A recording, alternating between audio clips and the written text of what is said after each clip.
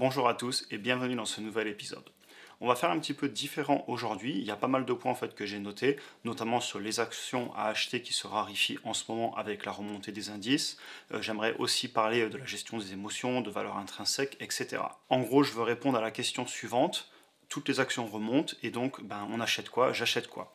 Et je pense qu'on est nombreux à avoir ce sentiment en ce moment. On en a même parlé avec 3 d'entre vous sur Instagram en DM. D'ailleurs, n'hésitez pas à passer dire bonjour sur Instagram. J'essaie de répondre à tout le monde autant que possible. Donc sans plus attendre, on commence la vidéo. J'ai pris quelques notes et ça va être une vidéo assez simple sur pas mal de petits points que je voulais aborder. Comme vous le savez, sur pas mal d'actions que je suis sur la chaîne, je suis dans cette situation un petit peu frustrante où justement elles sont remontées et c'est pas facile de toutes les acheter selon le prix. Je peux vous citer par exemple Tesla, Google, Palantir, Amazon, AMD, Nvidia, etc., etc. Vous connaissez les actions qu'on suit sur la chaîne et que j'ai dans mon portefeuille principalement. Et donc ces actions, elles avaient fortement corrigé entre en gros octobre 2022 et mars 2023. Il faudrait regarder les graphiques entreprise par entreprise, mais globalement, on a touché des points bas sur pas mal de ces entreprises sur cette période. Et heureusement d'ailleurs, on a été nombreux à acheter la baisse, je l'imagine. En tout cas, c'est la stratégie que je défends sur la chaîne et on a d'ailleurs passé des mois tous ensemble dans la communauté à acheter alors que c'était le crack imminent qui arrivait, il y avait de la négativité de partout, etc. Et malgré ça, on a été nombreux sur la chaîne à tenir, à se soutenir tous ensemble. D'ailleurs, je vous en remercie. Et on s'est retrouvés à pouvoir acheter du Tesla pas loin des 100 $, du Google sous les 90 $, du Amazon aussi largement sous les 100 $, etc.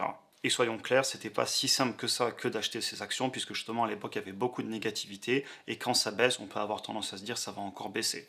Bref, je m'égare, mais donc maintenant que les actions sont remontées pour un bon nombre d'entre elles, eh bien c'est plus dur de trouver des bonnes affaires, et du coup on fait quoi? On va donc d'abord parler dans cette vidéo de valeurs intrinsèques, de faire ces analyses, car au final, je pense qu'il y a toujours des bonnes affaires, il faut juste les trouver.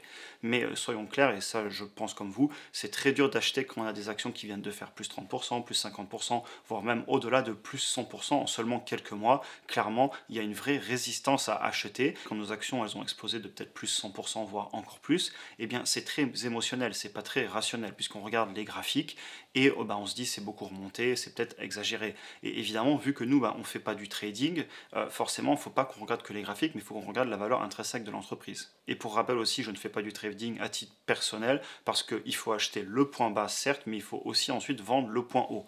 Et déjà, faire seulement l'un des deux sans se tromper, c'est impossible pour moi de façon régulière, ou en tout cas de ne jamais se tromper. Alors de faire 2 fois d'affilée, acheter le point bas et vendre le point haut, je dis bonne chance. Personnellement, j'ai pas de boule de cristal. Après, évidemment, blague à part, il y a certaines personnes qui font du trading et c'est très bien, ça peut fonctionner, mais comme je le dis souvent sur la chaîne, c'est un vrai métier, c'est pas fait pour tout le monde, et en tout cas, c'est pas ce que je défends comme idée d'investissement sur la chaîne, puisque c'est pas ce que je pratique. Pour continuer sur les émotions et justement être engagé émotionnellement, ce qui peut aussi se passer, mais je pense que c'est pas la majorité dans la communauté, puisqu'on a été quand même beaucoup à acheter la baisse, et maintenant, que c'est remonté, on a, nous, un peu plus de mal à acheter, et c'est ce sentiment que je veux combattre dans cette vidéo.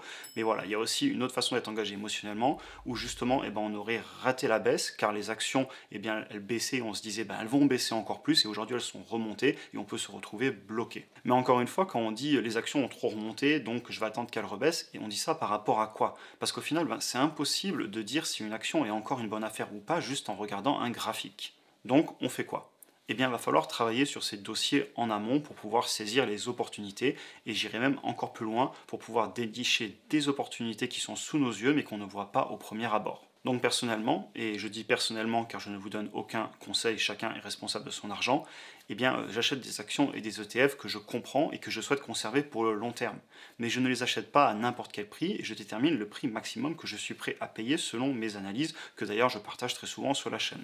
Et c'est au moment où on met en place cette méthodologie qu'on arrête d'être trop émotionnel. Évidemment, c'est impossible d'enlever toutes les émotions, mais on peut les combattre.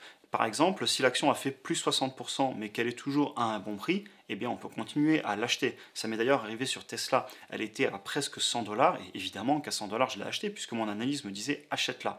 Mais quand elle est remontée à 160 $, j'ai continué à l'acheter, j'ai continué à acheter la hausse, puisque mon prix cible me disait tu peux l'acheter même à 160.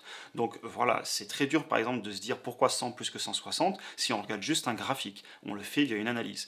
Et par contre, aujourd'hui, vous voyez, Tesla est à 270 $, et du coup j'ai arrêté. Car rationnellement, je trouve le prix trop élevé par rapport à la prévision que j'ai fait pour l'entreprise. Et au final, c'est pas plus compliqué que ça. Pas besoin de timer le marché, de vouloir le meilleur moment, il faut juste avoir sa méthode, la définir soi-même pour avoir des convictions et ensuite l'appliquer. Mais évidemment, ça demande un petit peu de préparation et c'est ce dont on va parler de suite. Alors, comment on se fait une liste de suivi d'actions pour savoir quand les acheter? Eh bien, premièrement, avant même de regarder un graphique, on va faire une analyse quantitative. On détermine ses plus grosses convictions. On prend une entreprise et on prend un petit peu de recul. On ne regarde pas le prix de l'action ou le graphique, mais on regarde plutôt le business model, ce qu'ils font, comment ils gagnent de l'argent.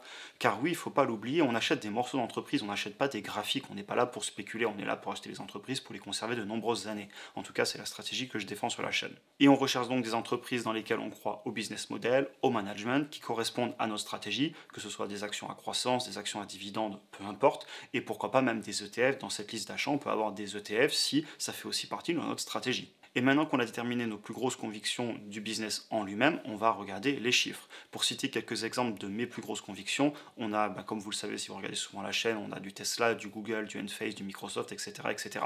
Vous pouvez aller voir d'autres vidéos sur la chaîne. Mais donc, qu'est-ce que je fais en fait une fois que j'ai déterminé les entreprises que j'aimerais vraiment posséder?